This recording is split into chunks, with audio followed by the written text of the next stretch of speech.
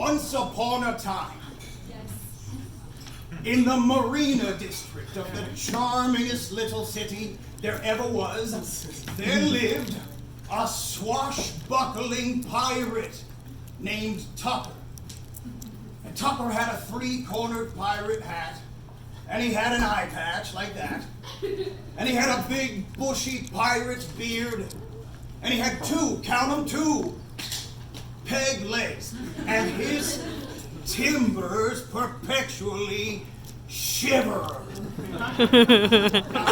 Tucker had plundered plenty of riches over the years, what with the gold and the rubies and the Spanish doubloons, but he found the most desirable of booty to be expensive brunch items. That's right, brunch. Oh yeah, he wasn't content to swill grog like all the other fucking pirates. No way. No, his poison was a finely crafted Bloody Mary with organic pickled seaweed. What's more, rumor had it that he had hoarded away more than $1 million worth of eggs Benedicts, and supposedly he'd buried this treasure out somewhere beneath 22nd Avenue. Now, it so happens one Sunday afternoon, Tucker, why, he'd set sail for the poppinest restaurant in the whole neighborhood, and suffice it to say, he'd neglected to make any goddamn reservations. No, in fact, immediately upon arrival, he just hoisted the skull and crossbones over the flawlessly landscaped zinc table patio, and he called into the sea of terrified diners. He said, and this is exactly what Tucker said. He said, "Avast ye swans, or throats I slash. Your grub be mine for taking.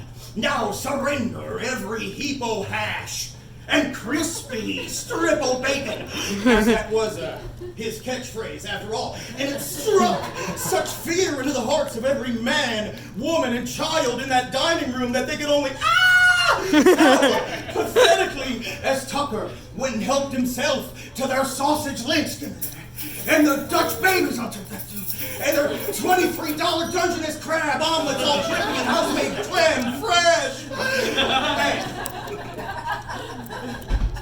And as if this deed were not dastardly enough, he then forced the executive chef to walk the plank right into an enormous vat of Belgian waffle batter.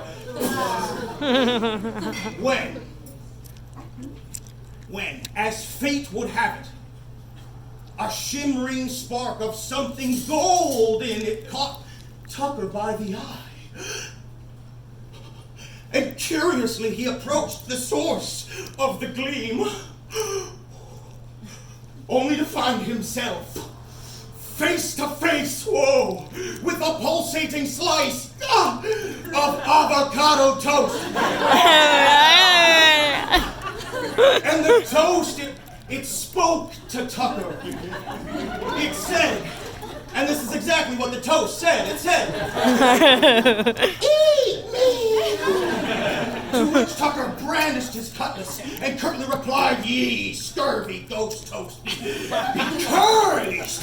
But without even realizing it, and as if they were acting on reflex alone, like his fingers, they'd already wrapped themselves around all of that rustic, crusty goodness, and he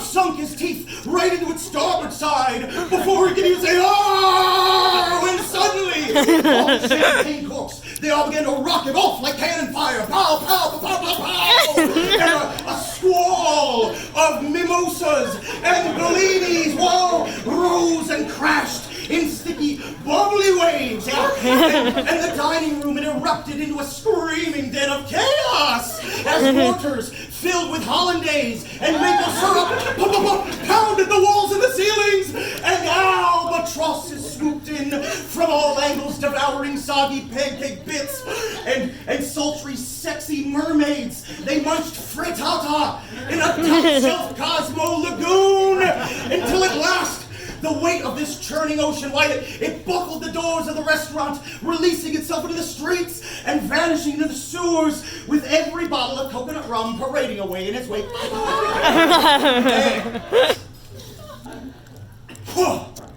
When the dust had settled and the wreckage was cleared away, only a single pair of well-worn wooden pegs was all that was ever found of old Tucker the Brunch Buccaneer. Though it has been said,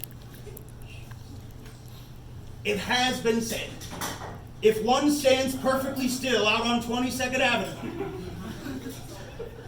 they can just make out the faint sound of a sad sea shanty being sung like a whisper on the wind. It goes, "Oh, I haven't got me ship to sail, I haven't got me legs, and all I got to dine upon's this chest o' rotten eggs."